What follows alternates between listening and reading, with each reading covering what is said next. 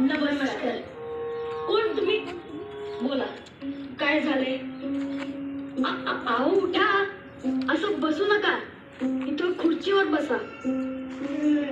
नाही ना ग, नाही इथंच बरं आहे. अहो बसायचे. बाबासाहेबांनी पाहिलं ना तर खरडपट्टी काढतील. बरोबर बोललात सहस्त्रबुद्धे.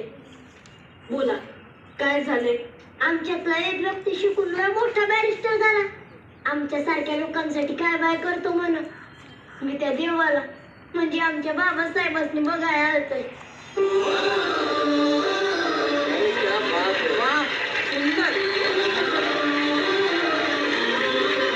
काय चित्रय सहस्त्रबुद्धे, काय चाललंय?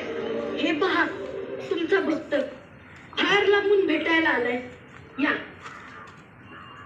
अहो हे काय करताय? हेच मला संपवायचं. व्यक्तिपूजा, मूर्तीपूजा, त्यामुळेच तर इतकी वर्ष गुलामगिरीत घालवली आपण. माणसाला माणूस म्हणून कधी स्वीकार करणार? बसा. अहो आम्ही किती वेळेचं सांगतोय, ऐकतच नाहीयेत. या बसा बसा.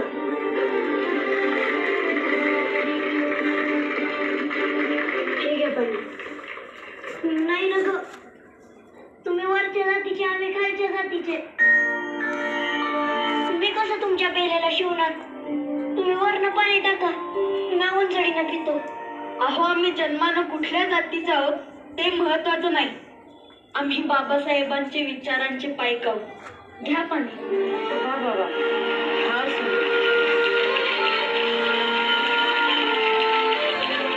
नमस्कार. नमस्कार. या टिपणीस या.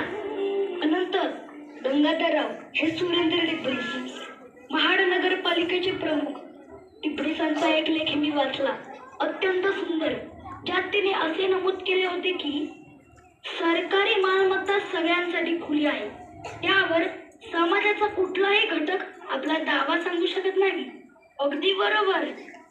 त्यामुळेच मी असं ठरवलं आहे की सामाजिक समतेसाठी आणि अस्पृश्यतेचा भेद मिटवण्यासाठी आपण मार्चच्या 14 तळ्याचा सत्याग्रह करणार.